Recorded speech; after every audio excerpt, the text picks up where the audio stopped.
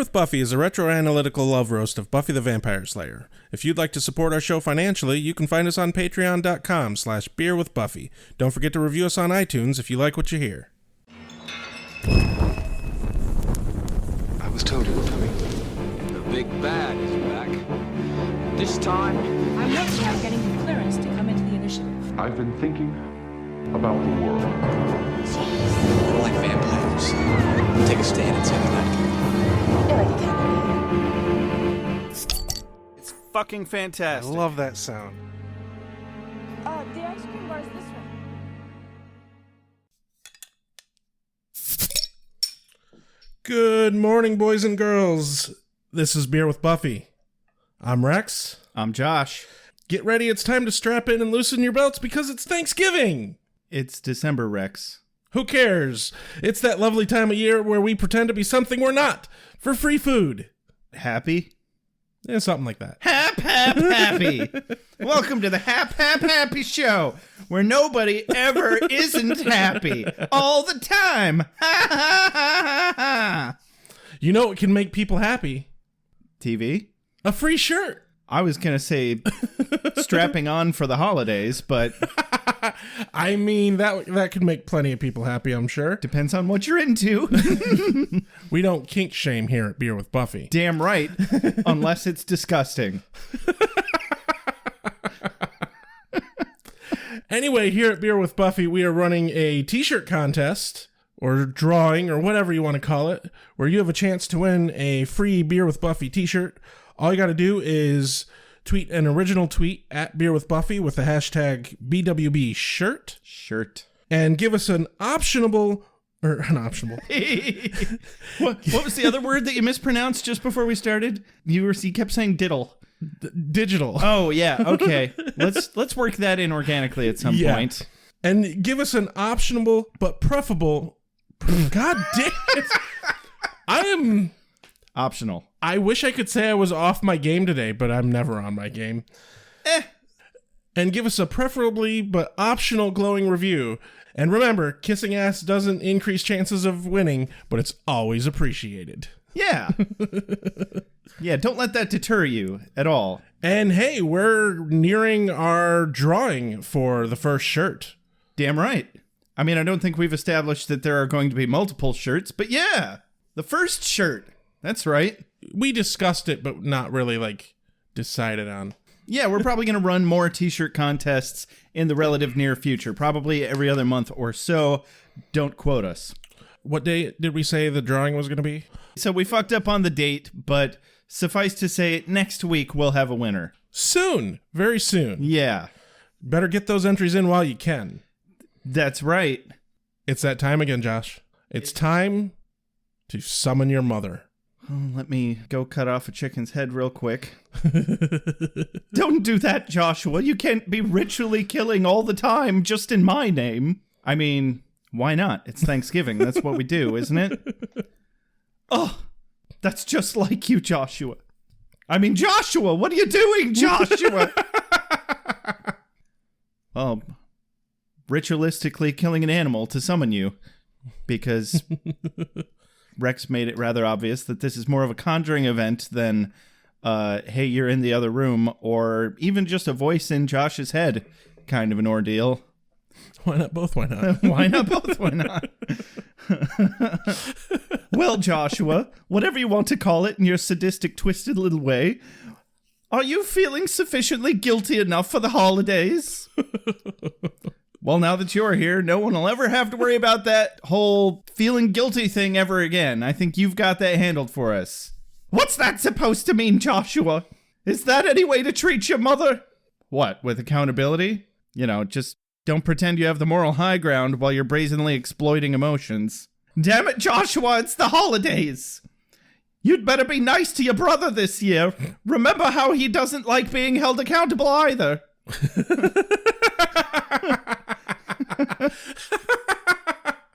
Hope you're listening, Matt. He might actually be. Yeah, I also just don't like pretending to be happy. What? You're not happy? Here, watch some TV that's contrivedly feel good. Are people in it as sad as I am? No? Then fuck off! So that's why you like Buffy the Vampire Slayer. It's that Angel, isn't it? Is it because he broods harder than you do, Joshua? Nobody broods harder than... Wait, Angel? Oh, yeah. He is the master brooder. What about your Spikety Spike? Is he broody enough yet? Why is he at Thanksgiving, Joshua? That's so sacrilegious. Spike's on his way to getting fairly broody. He's gotten his ass fairly thoroughly kicked in the last couple episodes. He's still reeling from having been caught by the initiative and surgically inserted into his brain an implant that keeps him from being able to feed. So he's literally starving on this Thanksgiving episode, which I think is a great irony that maybe they did on purpose. It's not just good timing. Buffy wants to have the perfect Thanksgiving, or more of a Friendsgiving, because her mother's out of town with her aunt and didn't invite Buffy to go with her, which is just kind of a dick move, but it is what it is. Maybe they had a long, solid chat about it, and Buffy was like, no, just go. It's fine. I can brood better by myself. So Xander's got a new job working for this construction company. We start out the show with him falling immediately through into this old, abandoned, and thought to be lost in an earthquake structure, and it immediately releases the sentient green blob that turns out to be an Indian that's seeking revenge for all of its dead and wronged ancestors that were taken out by the Americans, centuries ago in the town of Sunnydale. And it starts running amok and killing everybody. Amok. Sorry, that's the first thing that pops in my head. Waka, waka, waka. That's the most appropriate thing to say right now, Rex. You're so culturally sensitive. Damn right. What is Beer with Buffy, if not completely culturally sensitive all of the time?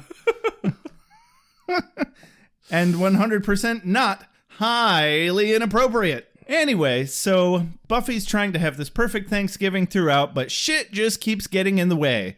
Like this spirit of American Indian vengeance, and Spike needing help, and Xander getting really sick, and she doesn't know that it's part of her problem, but Angel's in town protecting her and telling everyone but her. So they end up having a wonderful Thanksgiving. Hilarity ensues. They find a way to kill the demon. Spoilers, it's with his own knife. And everybody lives happily ever after until the next episode. Ladies, gentlemen, spiny-headed little creatures. As soon as the sun goes down, as soon as the sun goes down, vampire. Competition is a beautiful thing.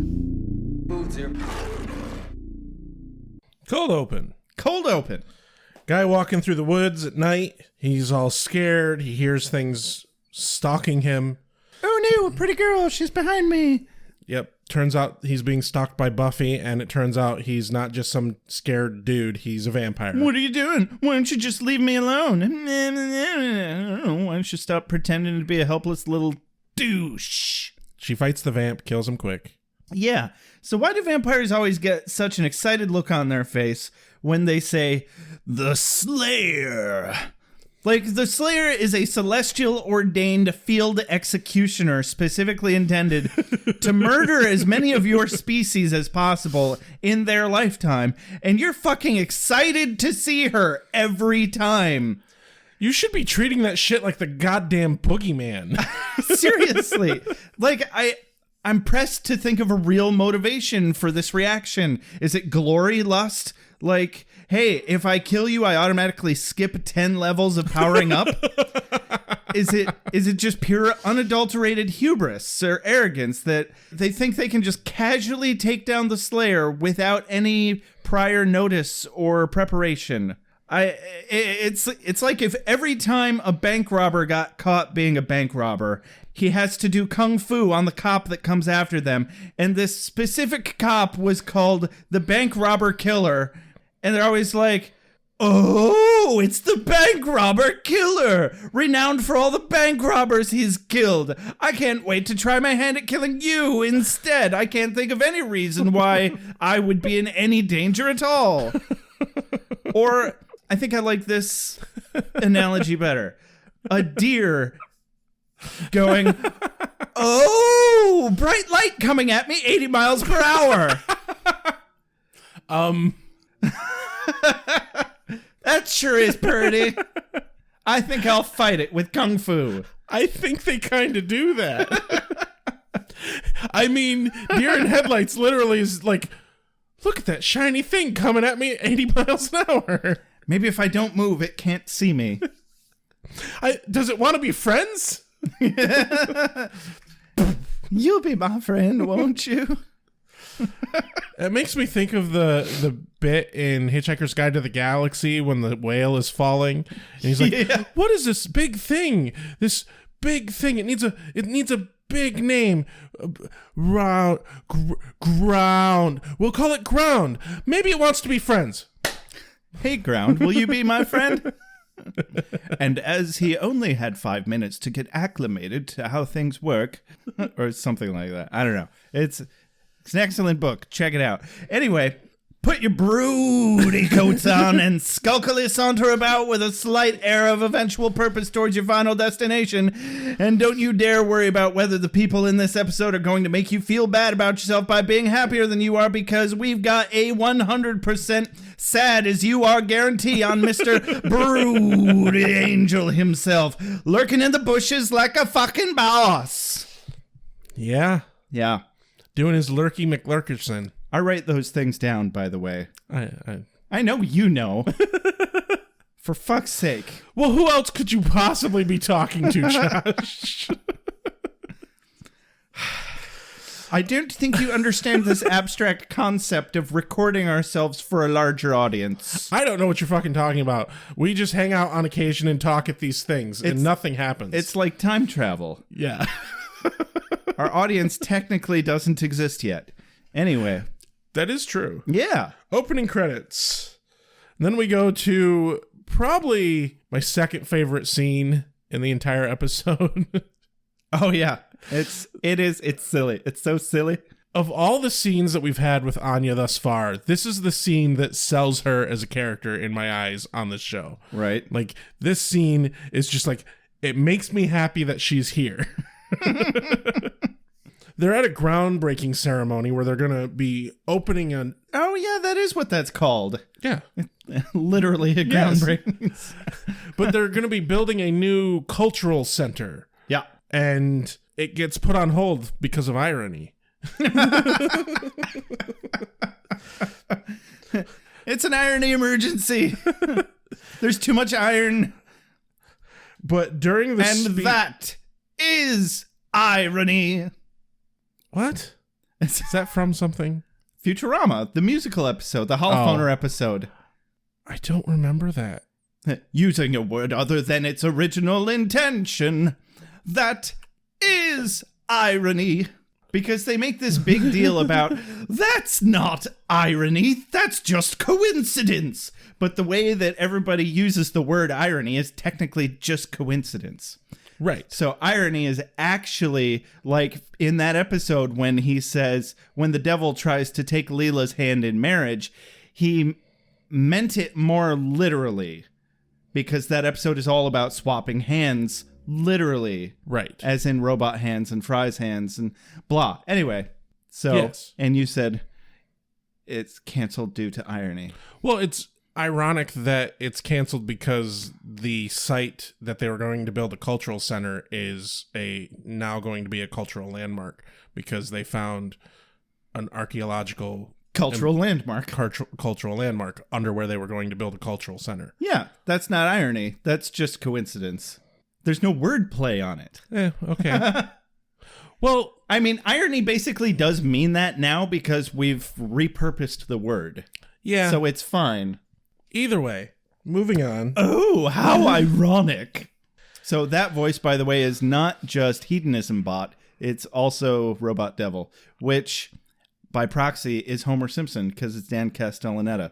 Yes. Anyway, so the speech is happening, we discover that Xander has a new job for this construction company, and Anya's all hot and bothered over it. Woo, hot and bothered. It's a cover. What's a cover? Hot and bothered. That's why we can't get sued, because it's a cover. Oh. I'm sorry. Go on. I'm not sorry, but go on anyway. I just wanted to point out, I thought this was really hilarious, because during this woman's speech, when Anya's being all like upset that they're doing this speech, Yeah. a car alarm goes off. Oh, yeah. The honking. I had to pause the video because I thought it was a car outside. Uh-huh. But I'm like, I'm wearing my headphones. How can I hear a car? But yeah. I was wondering that myself. I think that really happened while they were filming, and they said, fuck it. Yeah. Yeah. My guess is like they had a couple of takes, but none of them were good enough to use. So they just had to go with the one that had the fucking... That was probably just the best cut, and they were like, shit like that happens during these things anyway. Well, and it's an outside shoot, so they probably only had that location for a very small window. Yep. I thought that was fucking hilarious. That is hilarious. Dig this. Dig this. Sorry you had to wait. Fire, beheading. Hurry up, sweet dreams. Sunlight. Hurry up, sweet dreams. Cold water, usual. Oh yeah, I hit him. With what? A desk. There's a nice little rant from Willow here, because they're dedicating this cultural center right before Thanksgiving. The woman does... It represents the melting pot of America. Yeah. And communities and cultures working together. And Let's all work together in harmony. And that is total bullshit. And anyone who's like trying to talk that way about Thanksgiving is fucking wrong. And that's Willow's point. And it's a good point. I wonder what Harmony's opinion on this would be. Ew, I don't want people working together inside of me.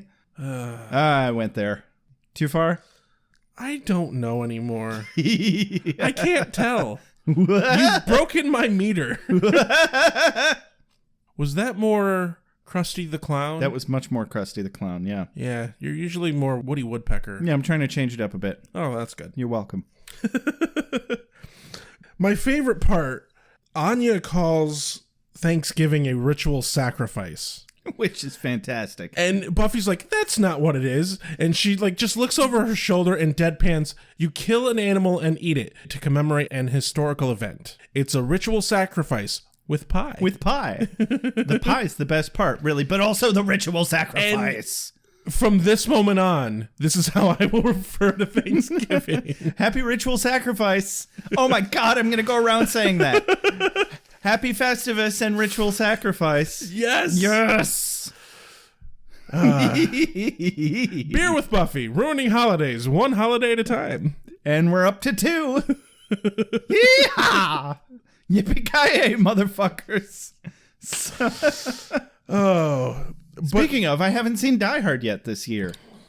Well, it's not quite Christmas yet, so we're getting there. It's not Christmas until Hank Gruber falls from Nakatomi Tower. Plaza, sorry. Hans Gruber, you said Hank. Oh, Hans Gruber. Yes. Well, he's German. He was British. The actor was British. The character is German. Actors are indistinguishable from their characters, Rex. I think we all know this. No. Oh, I think you're just delusional. All right, let me go do a brush-up course at my theater degree college. That was obviously the best thing that ever happened to me. Anyway, after calling Thanksgiving the ritual sacrifice that it is, Anya starts getting a bit pissy because the woman giving the speech grabs the shovel and she's gonna start digging. And Anya's like, "What is she doing? Xander said he was gonna dig. I want to see Xander dig." She's not Ripley at all. Yeah, no, her clothes were too baggy. There was no rippling. No rippling at all. There's also, where's the lie? Like, she doesn't even do like a full shovel's worth. She just like not even a half a shovel's worth. There was the most pathetic little, like, I could have picked up more with my hands. I honestly think the reason she didn't do like a full shovel's worth, like normally with groundbreaking ceremonies, you see them like stab the shovel in and that's like a big deal. But I bet they couldn't do that because of like licensing or the location restrictions. Nobody who has a shovel in this scene actually like digs into the ground. They just kind of shuffle some like top sand. Yeah. I feel like Xander does just before he falls through. No, he's like barely. And then the camera before he falls through doesn't show the ground. Huh, good times. So, but then, cut to Xander falling through the ground. Yep, into some sort of abandoned cavernous thingy. I have an important question here. Oh? If you're falling through the ceiling, that can't be Kool-Aid Manning, can it? Like, what's the term for that? Kool-Aid Manning would be going through the wall. Kool-Aid spelunking? No, is there any cultural reference we can make to somebody falling through a ceiling? I can't think of anything great. I don't know, but I think we're encroaching upon the definition of contrived. Yeah, probably. Angel stands outside watching Buffy. The stalkery, voyeuristic nostalgia of it all. Yeah, outside the dorm at night, where Willow and Buffy are talking about the mission that was buried there. Buffy is staring out her window for seemingly no reason at all. She's feeling the call to the broody. She really is. God damn it, Buffy! I know you can't see me, Buffy. So many but people... can you feel my motherfucking broodiness? So many like people... Like a homing pigeon feels its way back to the hole it broods in. So many people have been like, are you guys going to do Angel? And all I can think anytime someone's like, you should do Angel, I'm like, we would never get through an episode of Angel. God damn it, Rex. Don't you know how broody I am? You want to know how it would be if we did Angel? That's an episode of us doing Angel. That's the whole episode. We're gonna do it. I mean, it's coming like a freight train. Someday, though, when we are doing Angel, we need to do just a special episode that is just you saying that line over and over again for an hour. No, we're going to do riff tracks where I do the broody voice interjected into what Angel must be thinking throughout the scenes. Could you manage that for a whole episode? Sure, why not? That would impress me, actually. You mean just being able to do that voice for a whole episode? Yeah. Oh, probably not, actually.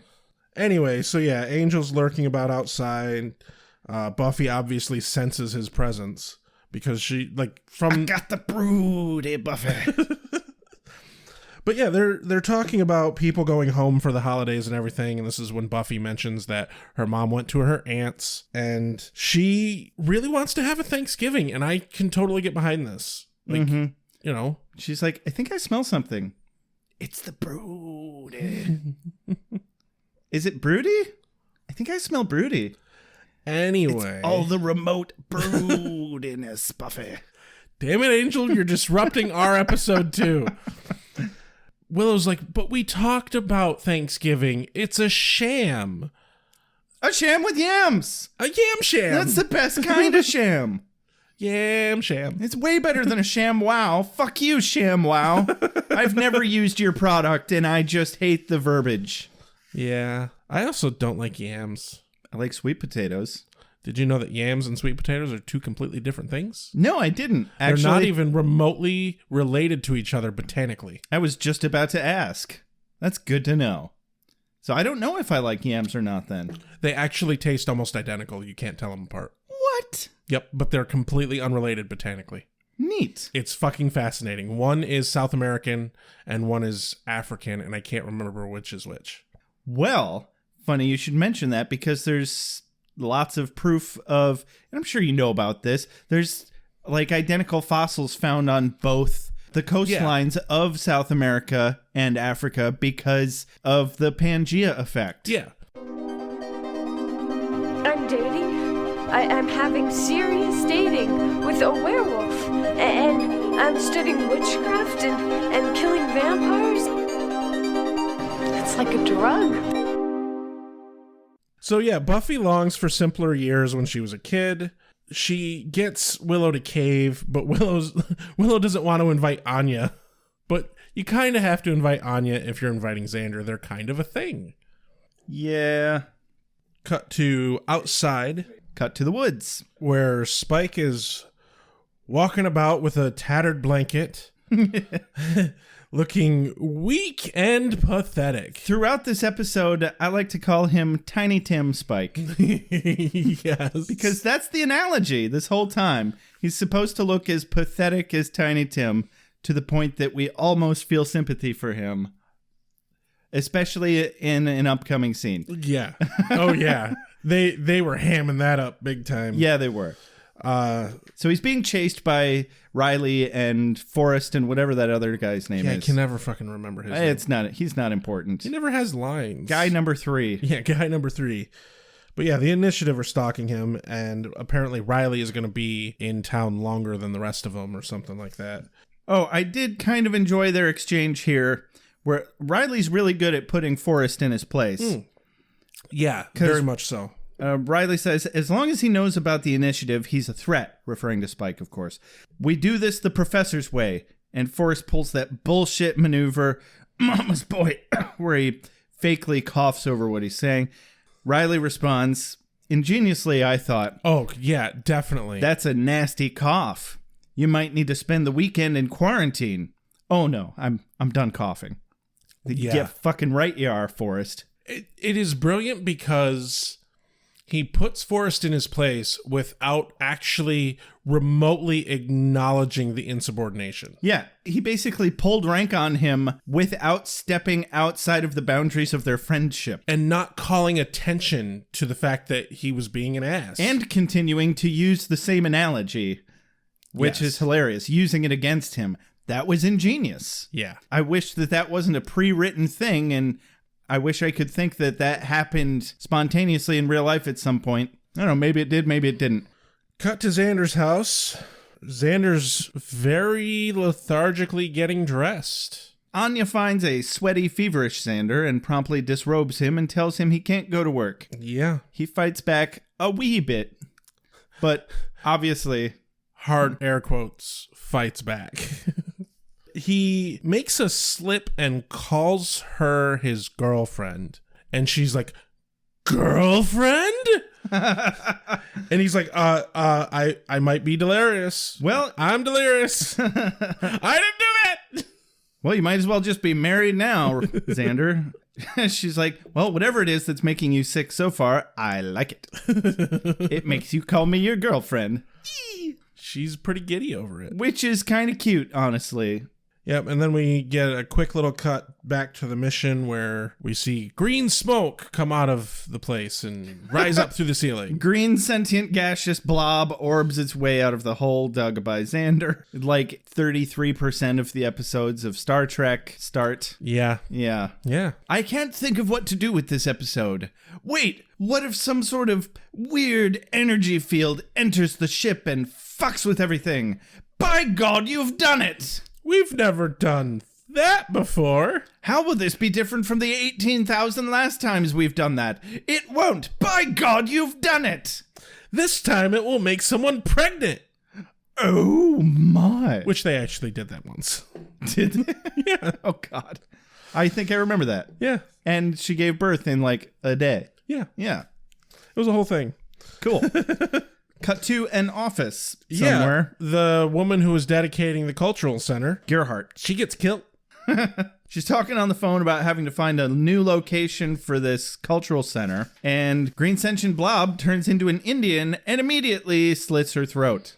Yeah, surprisingly brutal. Noteworthy point here. He steals an artifact from a display case to do it, which is this funky looking old Indian artifact knife, because this is some sort of museum, I guess. Yeah, it's a Shumash exhibit sort of thing. Or it's like the old cultural center that they're trying to build a new location for. Exactly. Okay. I did like the little bit of effect they did with him grabbing the knife, because the smoke goes around the knife and then becomes a hand. And there's a moment where the smoke is shaped like a hand holding the knife, and then it materializes into the hand. It was a cool little effect. Okay. Yeah, I didn't catch that. And so, yeah, she did now. Yeah. Cut to some darker lighting and 2 strips of caution tape added to the exact same shot. Yeah. And it's a different time. the exact same place. Yes. And Buffy and Willow are casually breaking and entering a crime scene. Like they do. Yeah, they really should have given Willow a name that starts with E, so we could call them B and E. Yeah. That would be nice. Every time they break and enter somewhere. Oh, time for some B&E. Hey. Aaron? No. E names. Everica. Well, it would have to kind of have the same feel of Willow. Hello. I don't know. Did you just say hello? No, I said hello. But close enough. Yeah. Willow is super fixating on the missing ear, which I'm grateful they didn't actually show us that part. I know, right? But they quickly end up inspecting the case where the knife came from, and they find a description of the missing artifact, which is, in fact, a Chumash Indian tribe. Was it a ritualistic knife of some sort, or just a... It didn't say, but it said early 1800s. Yeah, knife kebab, doodad, kajigger thingy knife. Yeah. Chumash. My penis got diseases from a Chumash tribe. We're not there yet. Oh. Because God knows I'll never tell. Cut to Giles's place, where Buffy's recounting the perils of shopping for groceries during Thanksgiving. Dun, dun, dun. So broody. She's talking about how she had to almost had to pull out some of her Slayer moves on some woman. Angel would love shopping for groceries at Thanksgiving time. He kind of probably would, because it would just give him so much more fuel. This makes me so angry. I hate having to wait in line. These fluorescent lights make me look so pasty. Yes. Don't you see how pale I am, Buffy? Only a man with my immense amount of broodiness could be this pasty. Were we just talking about how we really needed a voice? We were missing something from the series because we didn't have Angel and we didn't have... Why do you think I'm taking Snyder? Full advantage of having Angel back for just one episode? Right. Oh, I missed you, Angel, and I didn't realize how much. Buffy, you made some bad choices. You just might have to live with some consequences. This isn't over. If I have to, I'll go all the way to the mayor. But yeah, this whole scene annoyed the hell out of me, note-taking wise, because they're having two completely different fucking conversations overlapped with each other. Ha! See, I just kind of went ahead and made a mental note that they're trying to do this thing throughout the episode, and it's kind of cute. And if I weren't so tired, I might be able to appreciate it a little more. Right. But going into watching this episode, I was phenomenally exhausted. Same. Just, it's been an insane couple of weeks for work schedules. For both of us. Yeah, completely independently of one another. We just spent 2 weeks getting our asses kicked. That's why we didn't have an episode last week. We apologize for that, but it could not be avoided. Buffy suspects that the knife was picked for a reason, because there were other weapons about, and that was the only weapon missing. Yeah. Amidst talking about cooking for Thanksgiving and, oh, Giles, you have to host because you're the patriarch or some bullshit. Yep. And he's like, I think you're just trying to stick me with the cleanup. And she's like, nuh-uh. About that knife. Exactly. So she roundaboutly gets him to agree to do some research on the knife. And then she's like, oh, fuck me. I have to run off and buy some more shit. Yep. And she does. Giles is just talking into the nothingness for just a moment. He says, what do you think? And it's Angel. Surprise. We didn't know he was in this episode. We haven't gotten any hints whatsoever. And they pretty much spend the scene bickering uselessly about whose business it may or may not be to keep Buffy safe, and the fairness of telling or not telling Buffy that Angel is in town because his friend had a vision about Buffy being in danger. Wouldn't it have been so much better if in the previous scenes when Buffy was looking over her shoulder and shit and looking about, that we never saw Angel, if they had done this the moment as the reveal that Angel's in town? Oh, yeah. That would have been so much better. Yeah, but they blew their load super early, and they're like, hey, guess what, everybody? You need to know that Angel's here, and that's why Buffy's being weird, because she can tell she's being followed, and probably even has that feeling that it's Angel. I think we're just too spoiled on modern TV shows that are built to build that suspense. Yeah. We're so spoiled on good writing. So the broodiness is extra intense because Angel can't do the one thing he's been programmed to do. Buffy, there's a problem. God damn it, Buffy. Don't you know how broody it makes me to not be able to tell you how broody I am? I've been having to tell Giles and Willow how broody I am, but I can't tell you, and it makes me so much more broody. I just figured out a title for this episode. Broody Returns? Broodsgiving. Yeah. Splendid. We already did Broodyland, so... Yeah. But Angel suggests contacting a Father Gabriel, who might know something about something. That is correct. Well, and it's because apparently his family lineage goes so far back that he might actually have some firsthand historical knowledge of this community center's relationship with the Shumash tribe. Giles kind of berates Angel for how it is not fair that Angel gets to see Buffy, but Buffy doesn't get to see Angel. Yeah. And Angel does point out that, like, this isn't like him winning out. The fact that he has to see her is torture to him. Mm-hmm. I totally understand his perspective on that. I agree with Giles' point insofar as you shouldn't be putting Giles in the position of having to lie to Buffy. Exactly. But I do agree with Angel that it's better for her to not know that he's there. Yeah. She just doesn't need to be burdened with that. Yep. But also, don't treat her like a child at the same time, because, I don't know. I agree. Long since fucking proved that she'd be able to handle it. I think she would have been able to handle it, and it sure would have saved a lot of unnecessary plot complication. Well, and Angel's entire fucking point of not telling her that he's there is he doesn't want it to distract her. Oh, she's so emotionally fragile. I think I officially just completely agree with Giles now. Yeah. Yeah. Yeah. Fuck you, Angel. Yeah. Just stop treating her with kid gloves and treat her like a fucking adult. So, cut to outside a building somewhere. No, cut to a scene from A Christmas Carol. Where Tiny Tim Spike is staring puppily through a window at some vampires sharing a dude to eat. So there's a dude on a table. There's a group of 4 vampires there. There's a vampire that's holding the guy by the back of the head. And he, like, guides the other vampire that's standing next to him to bite the dude that he's holding by the back of the head. And then as that vampire is sucking the blood from the guy, that vampire is standing there and, like, patting the other vampire on the back as he, like, drinks blood from the dude. Yeah, the whole thing... It's a bit weird. To say the least. Like, but we don't kink shame here at Beer with Buffy. What the shit did Spike just walk in on? And why does he look at it so longingly? Which vampire does he wish he was? Does he want to be comforted as he drinks blood from his victim? I think he does at the moment. I think he does. Actually. I just want food. Can I have somebody to eat? We're not there yet, but oh god.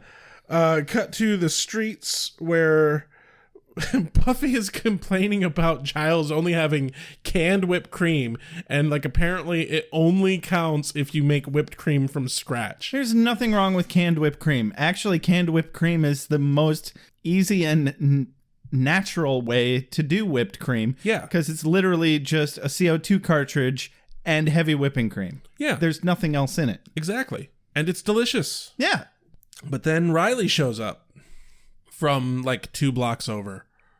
Uh-huh. I imagine he, like, caught a glimpse of her, like, way down the way, and he's like, oh my god, it's Buffy! And he just ran full fucking speed, like jumping over people and, like, ducking under things and all, like, cartoonishly. I can see that. That would be hilarious. The in-between-the-scenes stories that they tell with only a couple of words is always impressive It's always hilarious when he shows up to be like, "Hi, Buffy," because he always looks like a lost fucking puppy dog. A little bit. Yeah, it's like, really? You're leading troops. You don't look like that kind of a hard ass, but meh, it's fiction. I'm actually noticing the acting behind it, where the actor is shifting gears between Riley that is dorkily into Buffy and then Riley who's the soldier. And there's actually a bit more nuance to this character than I recall there being. Yeah, he's definitely playing it well. I really don't have any good criticism for that. I feel like it could be a little more stark of a contrast, but I'm not picky. I just can't. I haven't yet seen anything that makes me remember why I didn't like him in the first place. Right? Yeah, I feel like he gets a lot of hate in the Buffy community, but we have yet to see how he leaves the show. I mean, not just in the Buffy community, from me. Yeah. I've talked mass amounts of shit about Riley, and like I think I might have been wrong. That's kind of where I'm at as well. But I think he does something by the end of the season that leaves a bad taste in everybody's mouth. That's possible. So Willow tactfully yet awkwardly, which by the way is an impressive combination. It really is. Sidles into the coffee shop to give Riley and Buffy a little bit of time to chat alone. And they say young people don't learn anything in high school nowadays, but I've learned to be afraid.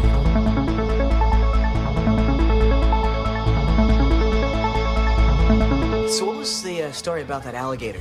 And she literally runs into Angel.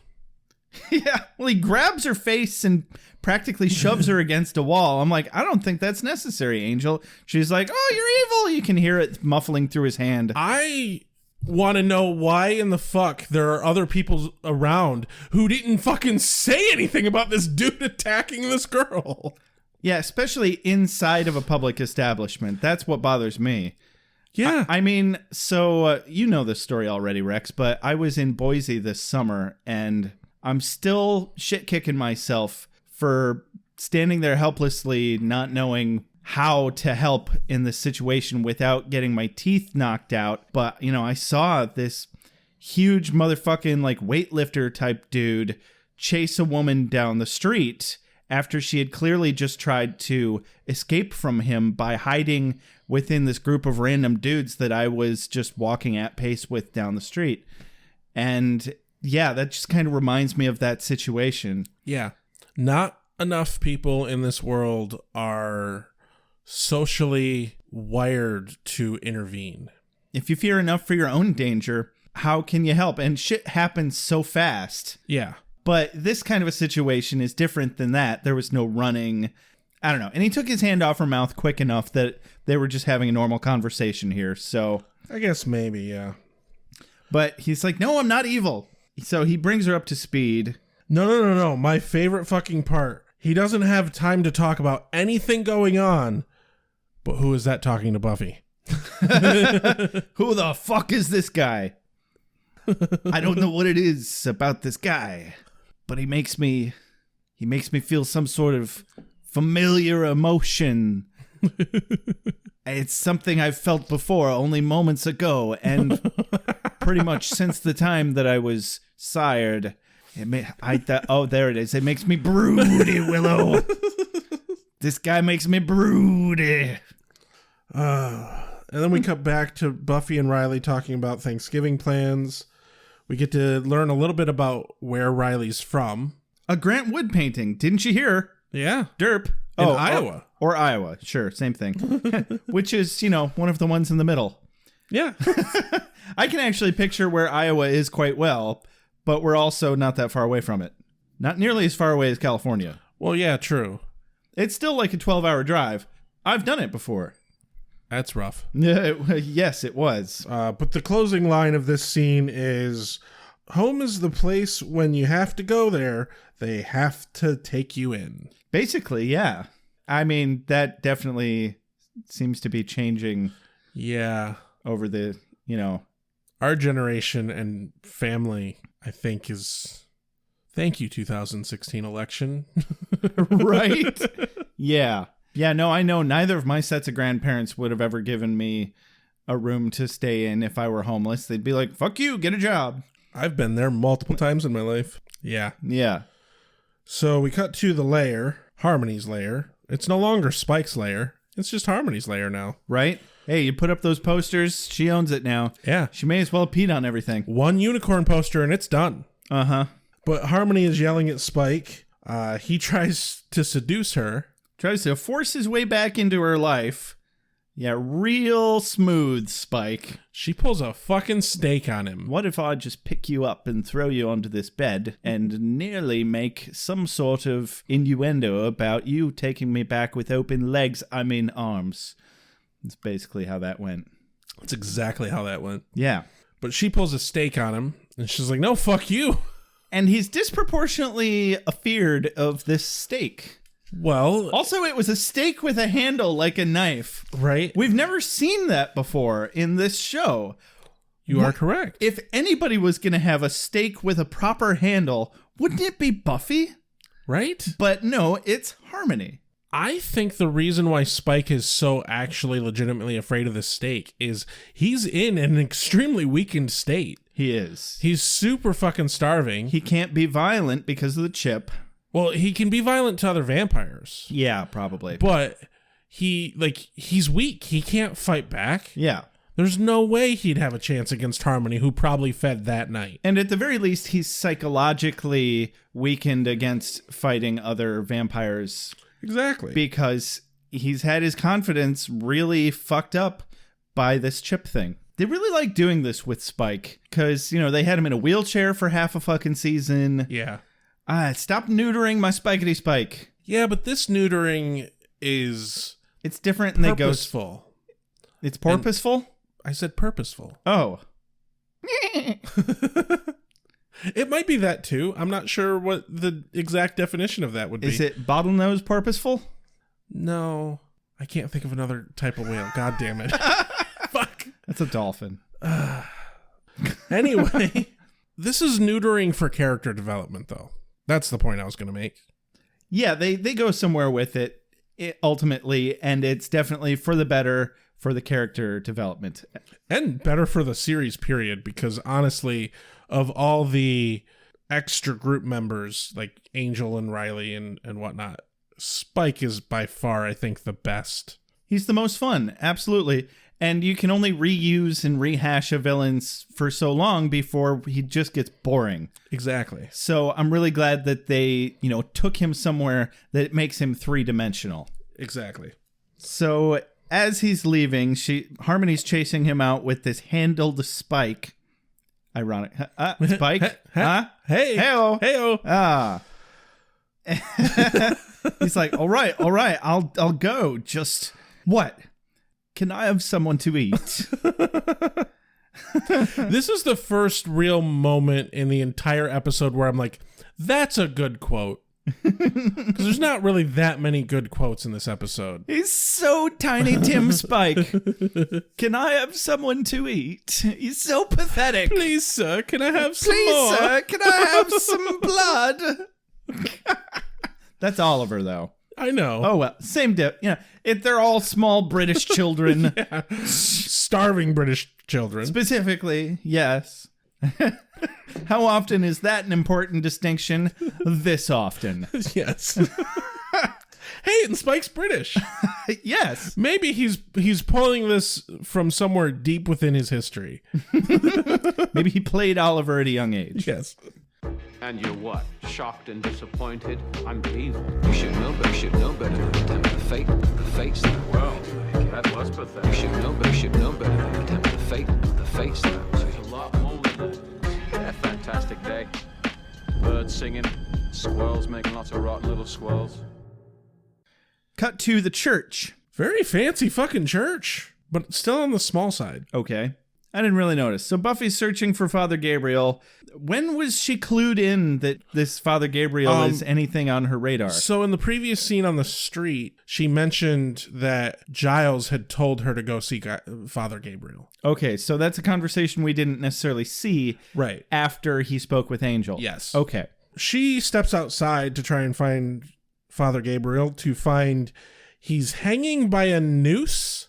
He was hanging by a harness, and you can always tell. Well, yeah, but he, show-wise, he's, noosed. I know. Yeah, it's the same thing as you pointing out when there's a stunt double. she fights the Indian, and we find out that his name is Hoos. H-U-S. Yeah, I didn't catch him say that, but then everybody calls him Hoos for the rest of the episode, and I'm like, okay, he's Hoos. Yeah, he basically says, I'm Hoos. I'm Indian vengeance. No Hoos is good Hoos. No. Maybe next time. I tried. But the fight doesn't go anywhere, and then he turns into birds. Yeah, I thought he was supposed to be a sentient, gaseous ball of energy or whatever, not a fucking murder of ravens. Maybe he did enough murder to be a murder of ravens? Maybe like once you do a certain amount of murder, you like gain a level, so then you can use that power to become a murder of ravens. Well, at least he was more than 2, because 2 ravens is only an attempted murder. Yeah. Then cut to Giles's place, where we get the line that I was expecting to come a lot sooner. So Buffy's having this conversation with Giles, and she corrects him. By the way, the term is Native American. He's like, sorry, we don't say Indian. Oh, right, yes. Always behind on the term. Still trying not to refer to you lot as bloody colonials.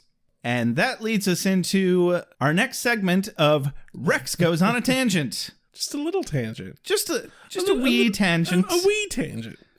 Rex, No, or rather, Rex stands on a soapbox. Yes. But I happen to agree with his soapbox point. Go on. So I have a new roommate, and it's actually exceptionally relevant to this episode in that my new roommate is an Indian. He grew up on a reservation, 100% Indian. He and I had a conversation about this, about whether Indians find the term Indian offensive or Native American. And he doesn't really care one way or the other, but there are, as he explained to me, Indians who find the term Native American more offensive than the term Indian. And that is because Indians have assimilated that word into their culture, especially the ones who live on reservations. They've assimilated that word into their culture, and then the term Native American is being thrust upon them by white people like us, who are like, oh, but Indian is offensive. You have to be offended by it. Yeah. And so they're thrusting this PC culture on, and it's like, we already accepted this. We're not going to change our identity again. Fuck you. Yeah. He did explain that some Indians who didn't grow up on a reservation and are, have always lived in cities and whatnot are more likely to be somewhat bothered by Indian, but generally speaking, more are bothered by the term Native American than they are bothered by the term Indian. This is a fascinating thing that I managed to learn literally just like a week and a half ago. Yeah, because it's very much the obvious, I'm trying not to look racist term. Exactly. Like African American. I've never met a black person who minded being just called black. Yeah. Just like we don't mind being called white. We're white. What's the problem? I actually once witnessed my friend Julia, who's black, literally yell at a woman because the woman insisted that Julia had to refer to herself as African American. Oh, shit. But here's the thing. She's not. She's Jamaican American. Her father is Jamaican. Yeah. Yeah, that's horribly racist. Yes. Wow, that's amazing. My point really is, this is pretty much why we're using the term Indian, aside from the fact that it's used in this episode a fuck ton. Mm-hmm. But yeah, words are weird, yo. I know, right? So Buffy, quote of the day here, she says, and the thing is, I like my evil like I like my men. Evil. Straight up black hat. Tied to the train tracks. Soon my electro ray will destroy Metropolis. Bad. Not all mixed up with guilt and the destruction of an indigenous culture. And that just is my quote of the day because it pretty much sums up this whole conversation that we really don't need to get into the details of because it's about to get dragged on for half of the episode. Yeah. Oh my gourd. So Buffy's feeling guilty about the prospect of slaying Hoos because he's not black and white evil, so she wants to find a non-slay-y way of doing it. Cue Willow's entrance. She's carrying a metric fuck ton of books about the Shumash tribe. Yes. And apparently they were very peaceful until they were exploited and brutally enslaved and murdered for crimes not committed. We really quick see a wolf staring through the window, which is obviously Hoos. I want to point out a fun little behind-the-scenes tidbit. The Chumash tribe existed in a very small area of California, specifically around the area of Santa Barbara, which is the town that Sunnydale is based on. Yes. Neat. Now, I don't know how accurately they're depicting the Chumash tribe here, and I had no time to actually research that fact. Probably not very. Yeah, probably not very. But I thought it was fascinating that they did choose a tribe that would canonically fit in the area. That is really neat, actually. I also find it interesting that you mention accuracy, and you had an Indian story. Well, I've got an Indian story. So this one time in college, we did this show called Turtle Island Blues, and our teacher brought in several members of a local tribe to do a talkback and an analysis of the play. And it was very obvious that she just wanted to be like, look how culturally sensitive we are, and not racist, wink, wink, obviously. How not racist all of us are. And this tribe fucking hated the play. Everything about it, the performance, the script, the direction, the questions that we asked them. They were horribly offended by everything. And I had a chance to talk with one of them one-on-one outside in the hall where we were doing a little mingling event, which I'm sure they found horribly condescending as well. Right. Or maybe not. The take-home of this story has stuck with me for nearly 2 decades now. Basically, so many people are like, why is this offensive in this depiction of Indians or Native Americans or whatever you're calling them? It's accurate, isn't it? Well, that's not their issue. Or at least it wasn't these guys' issue. They don't give a flying fuck if it's accurate. They want us to stop dragging up their goddamn history and just be treated like normal people. Yeah. But you never, ever see Indians portrayed on TV or in movies for any other reason to be like, oh, our ancestors conjure the spirits of our health and stuff, and we curse you, and all that hoodoo shit that we associate very ignorantly with Native Americans or American Indians, whichever term you're choosing. It's like if our life was a TV show, my Indian roommate would have to somehow be portrayed story-wise as his heritage being part of the story and solves a fucking problem because, oh, he's Indian, so that's important. Yes, if we were applying the formula that is so problematic with every portrayal of Indians in TV and movies ever, yes. You have a character. He happens to be Indian. Move the fuck on. Yeah. It doesn't have to be part of who he is as a character for the story. Yes. You know, and I'm sure their heritage and history is very important to them, but that's their own fucking business. Yeah. Why do we have this fetish about needing to portray that being such a prominent feature of their personalities? White guilt. White guilt. Yes. Moving along. Argument. Yeah, because Willow's like, oh no, we can't actually kill him. We've done bad things.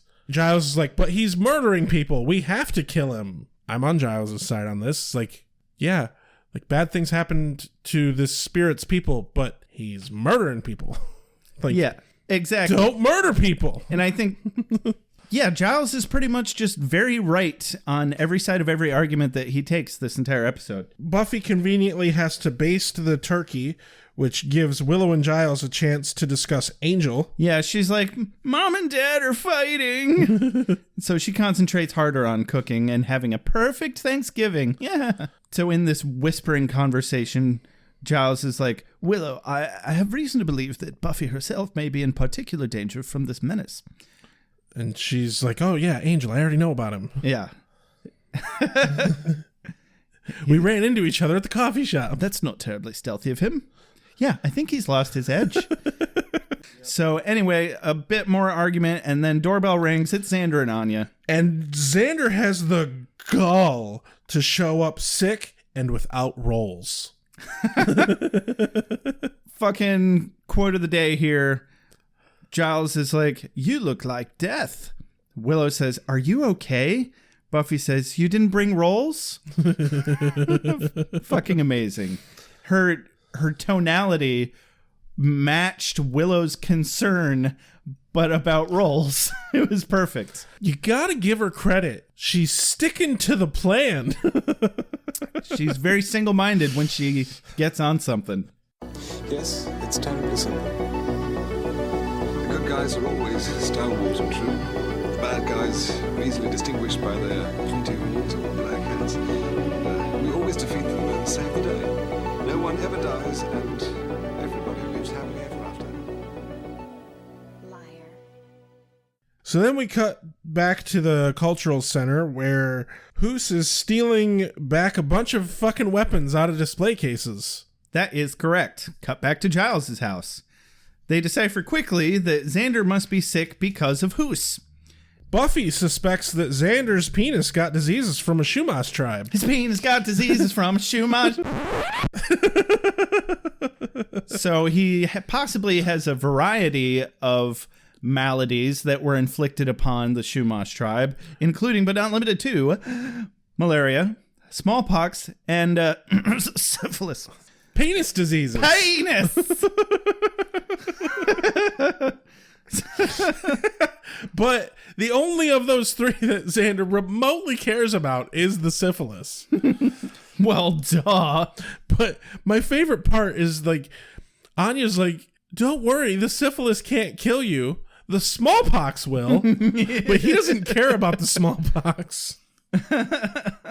More arguing ensues about the morality of killing this Shumash tribe spirit, vengeance demon, or whatever. Giles sarcastically retorts, "Oh, let's give him some land. I'm sure that'll clear everything right up." And Buffy's like, "Sarcasm accomplishes nothing, Giles." And then cue another one of my quotes of the day. "It's sort of an end in itself." And I was like, oh my God, he is so full of wisdom. We're not worthy. This is one of those episodes that annoys the hell out of me because it's constant bickering about what to do. Yeah, they really kind of replaced progression of the plot with this argument. And I think I see what they're doing. They're using, because it's a Thanksgiving episode, they're using Spike as the Tiny Tim type to much comedic effect. Yes. He's the needy one and the outcast. And kind of the spirit of Thanksgiving is that we should be accepting of all and, you know, have open minds and bringing communities together, which they end up doing by the end of this episode. But also, it's an infamous day for families to get together and bicker a lot about opinions. Yeah, that is true. On current events and morality.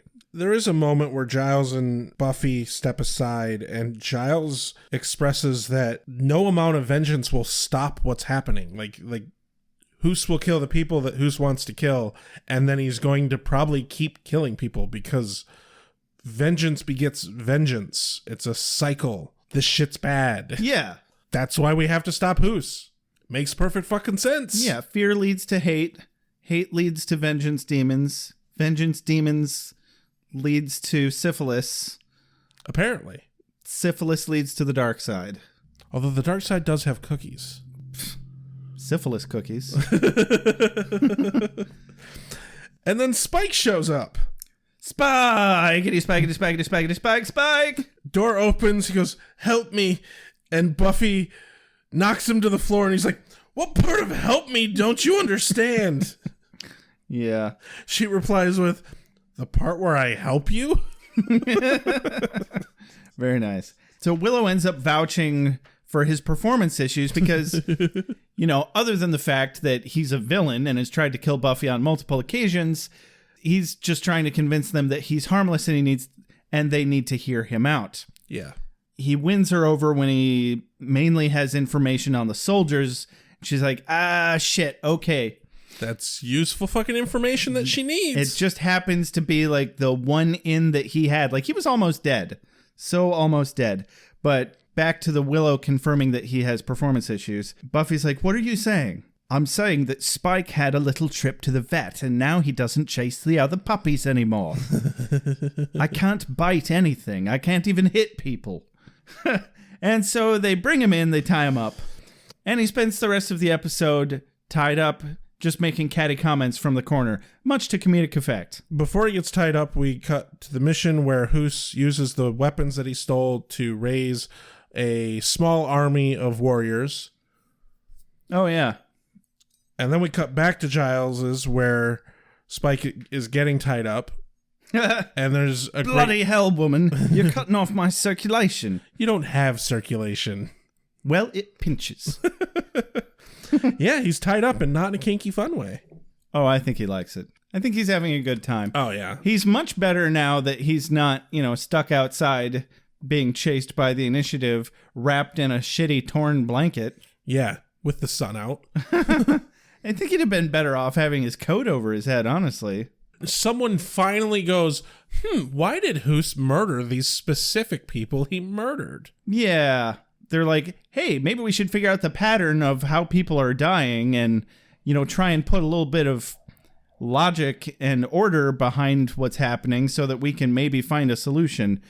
And they take way too long to do it. They decide that the dean is the next target because he's a leader. Spike kind of sort of puts an end to all of the bickering here. So succinctly, and I appreciate it so much. Yes.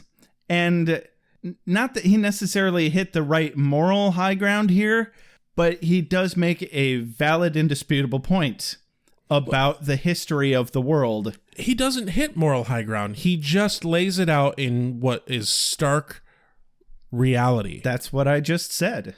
The history of the world is that countries fuck up other countries for land and resources, and none of them are sitting around feeling bad about it. Yeah. It's shitty, but as summed up in his line, I just can't take all this mamby-pamby boo-hooing about the bloody Indians. The preferred term is, you won, all right? You came in and you killed them, and you took their land. That's what conquering nations do. It's what Caesar did, and he's not going around saying, I came, I conquered, I felt really bad about it. The history of the world isn't people making friends. You had better weapons, and you massacred them. End of story.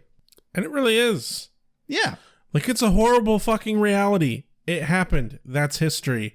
Let's move forward, folks. Right. Willow volunteers to go warn the dean that he might be a target, and Anya and Xander join. His line about Xander, Spike's line about Xander, though, is just fucking perfect. Oh, yeah. He's like, can you leave that one? He looks like he's about to fall over. I think I can eat someone that's already dead. And so Xander's like, yep, I'm good. Let's go. That's enough motivation for him to fuck off. We have a little bit of a time jump to a little bit later where Giles and Buffy are setting the table and the apartment gets attacked. Spike is still whining about being hungry. Buffy says you can have gravy because there's blood in it. You know what else has blood in it? Blood. And Hoos attacks, and arrows are flying everywhere. Giles and Buffy hide between a table and a chair and just leave Spike out in the middle of the floor. He gets shot with an arrow in the chest, luckily missing his heart. Hey, watch the heart. Yeah, because that's wood. That would have killed him. Yeah. It was like right next to his heart. Very close call. Mm-hmm. Cut to outside the Deans where Willow, Anya, and Xander are leaving the Deans and they were unsuccessful. I like her. She gave me pie. I love that they're painting this picture about how crazy Anya, well, not crazy, but how weird Anya is. They're like, I think they thought we were crazy. Well, it probably didn't help that Anya walked in and said, everyone got all their ears here? I can just imagine her doing that. Yes, definitely. But then they immediately run into Angel. This is how they figure out that Buffy's the target because the Indian is a warrior. Whoa, wait, you're not doing near enough justice to Angel's entrance. Angel brutally broods his way over to the Scoobies to brood upon them brutally. To splash his broodiness. God all about them. Damn it, Rex, don't you know how broody Angel is? Anyway. So, based on their theory to check the dean because he's a leader, Angel discerns rather quickly that because this guy is a warrior, referring to Hoos, that means he'll be after the strongest fighter, and that means Buffy. Yep. Well, how convenient. And then they steal bikes.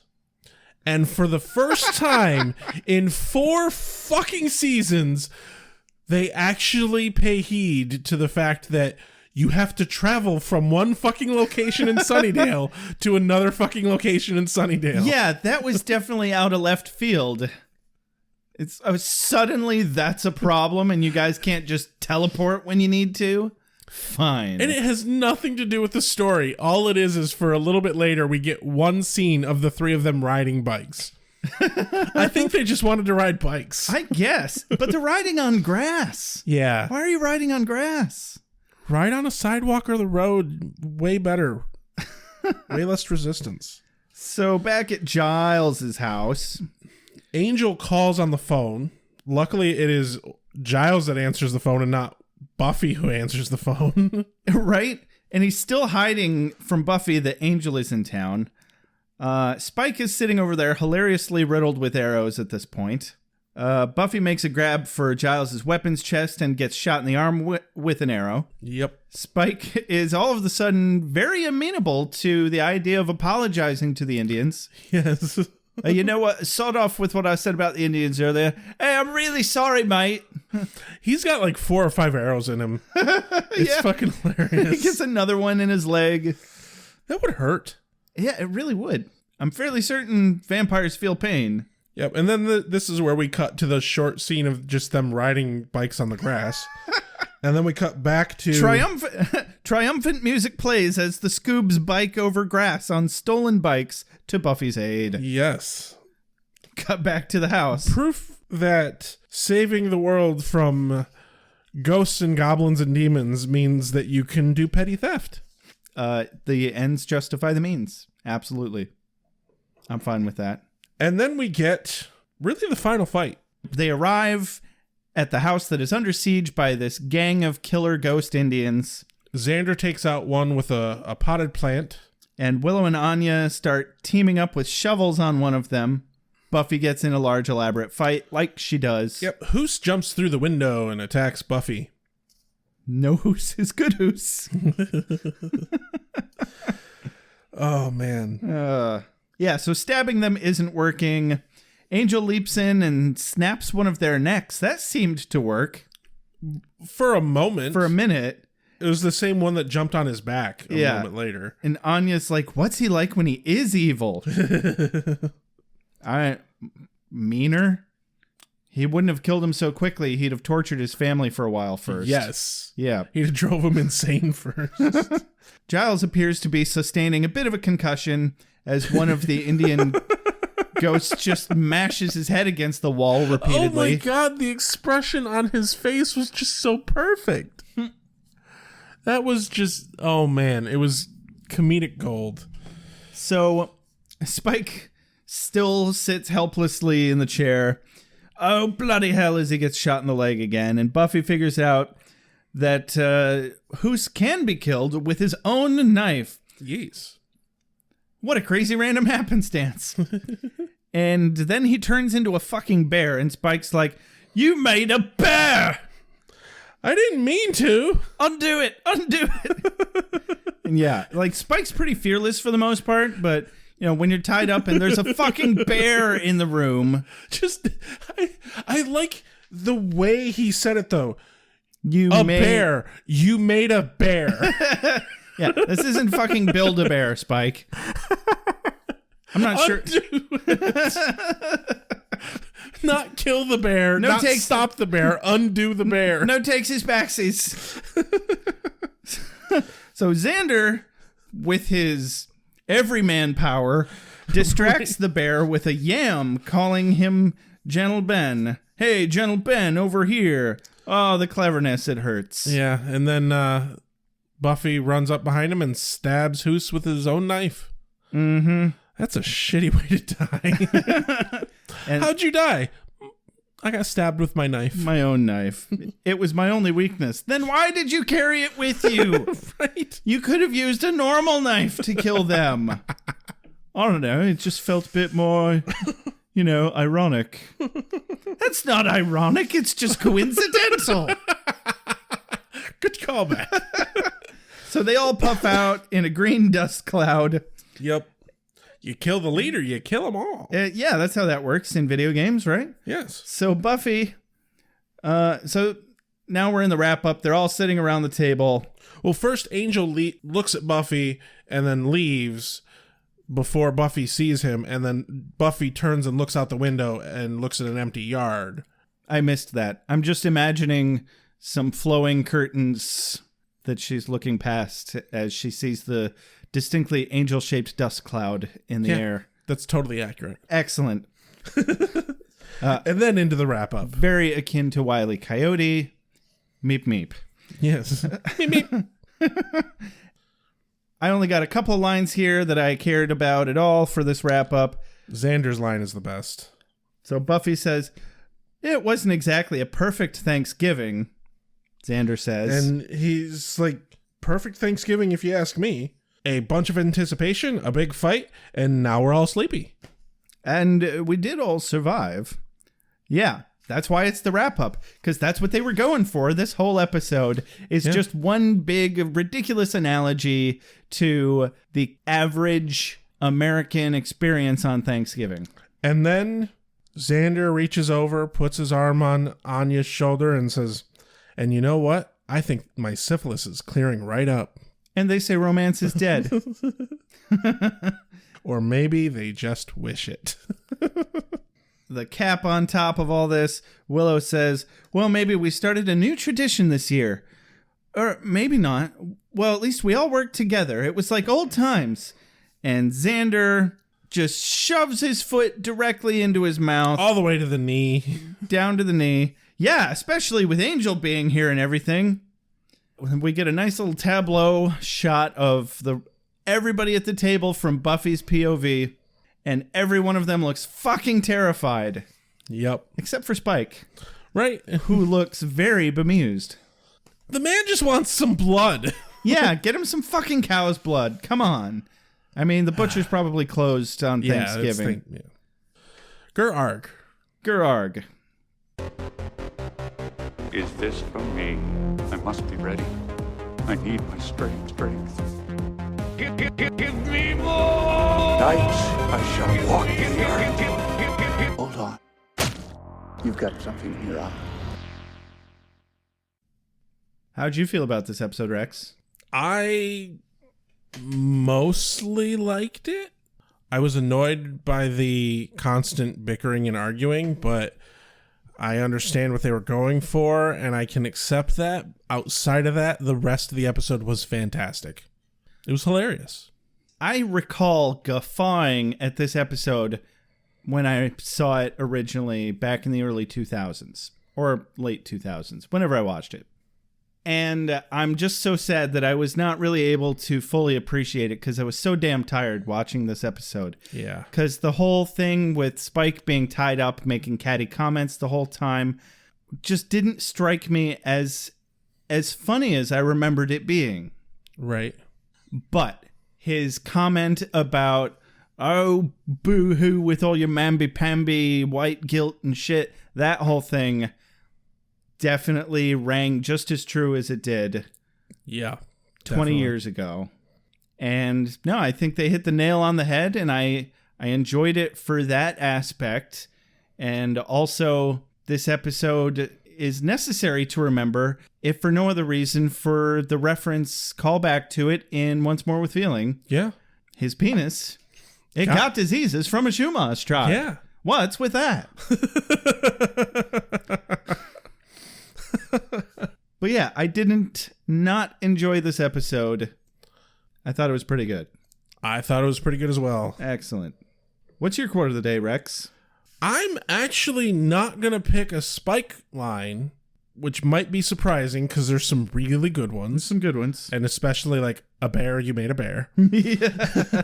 But I'm going to pick Giles's line, oh, right, Yes, yes. Always behind in the terms. Still trying not to refer to you lot as bloody colonials. That was on my radar as an option as well. So what's your quote of the day? My quote of the day. Well, first I've got a couple shout outs that I want to make to lines that I had written down but didn't make it into the episode otherwise. Honorable mentions. Honorable mentions. Anya says to Xander as she finds him in the basement and realizes he's sick, "We'll die together. It's romantic. Let me get your trousers off." Right, because he's like, oh no, you can't do anything. You'll get sick. Yeah. I forgot about that one. Because it's a nonsense sandwich. "We'll die together," and "let me get your trousers off" is the bread of the surrounding "it's romantic." Neither of these things are romantic. Exactly. But it's hilarious because it's Anya, and Anya's hilarious. Yam Sham was hilarious, but we did mention that. Yep. Can I have someone to eat? I'm just re-experiencing all of the good quotes that we already covered. And then the other one that we didn't hit during the episode was Xander in response to Spike's line, basically Spike's big speech about quit feeling guilty and move the fuck on. Xander says, "Maybe it's the syphilis talking, but some of that made sense." Oh, yeah. Why didn't I write that one down? Right? That was a good one. But for the overall quote of the day, I was trying to avoid this because it seems like the obvious choice, but I think that's exactly the reason that I shouldn't avoid choosing this line as the quote of the day. It's not like it matters. We're not mailing out awards. We're not posting it anywhere. It is purely for your ears in this moment. Spike's line, "You won, all right? You came in and you killed them and you took their land. That's what conquering nations do. It's what Caesar did, and he's not going around saying, 'I came, I conquered, I felt really bad about it.' The history of the world isn't people making friends. You had better weapons, and you massacred them, end of story." That's my quote of the day, because I think that summates the episode. Yeah, it really does. And I think it's one of those moments like when Anya said, "I think it's ludicrous that we have these interlocking bodies and don't interlock." It's one of those things that my brain picked out as if you take anything away from Buffy the Vampire Slayer, it's this moment. Yeah. And that was one of those moments for me. And the other thing I'm going to take away from this episode is calling Thanksgiving the ritual sacrifice holiday. Absolutely. Keeping that one. Yeah. Don't worry, Edgar. You'll be fine. Well, I think this has been another episode of Beer with Buffy. How about you, Rex? I think it has. Excellent. I think we did good. Yeah, real good. Real good, Rex. We're so good at this. Yeah, I know, right? Someone's got to talk us up, right? That we are good at our jobs. You should listen to us. Anyway, follow us on Twitter. Give us a like on Facebook. More importantly, the best way you can ever help us is if you want to give us a review on iTunes or even just a rating. We have merch. If you want to buy yourself a Beer with Buffy t-shirt or a mug, you can head on over to store.beerwithbuffy.com. If you want to support us financially without buying merchandise, you can head on over to patreon.beerwithbuffy.com. Buy us a beer, help us keep the lights on, etc. You can always email us with any questions, comments, or concerns at beerwithbuffy@gmail.com. You can always leave us a voicemail or even text us at 269-743-0783. As always, big-ass thank you to Benjamin Alexander and Reggie Page for all our transitional opening and closing music. And don't forget, you've only got one more week to enter into the big Beer with Buffy t-shirt contest by going to Twitter and making an original post, making sure to mention @BeerWithBuffy and hashtag BwB shirt, and giving us your best glowing review of Beer with Buffy. Because this has been Beer with Buffy. I'm Josh. I'm Rex. I'm so broody. Have a good night. Have a broody night, Rex. What if I don't want to have a broody God, night? I want to have a good night. Rex. Don't you know how broody I am? Responsibility, and instead of which you enslave yourself to this cult. You don't like the color?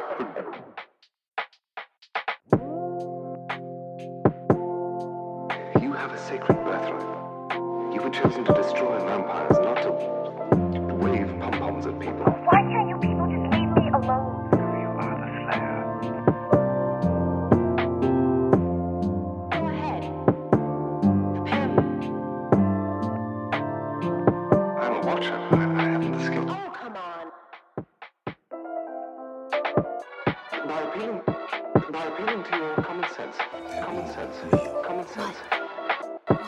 Werewolves, incubi, succubi, everything you've ever dreaded was under your bed but told yourself couldn't be by the light of day. One girl in all the world. Common sense. One girl in all the world.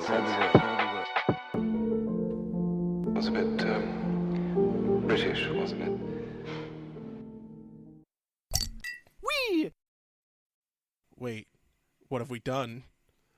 Why are we watching this?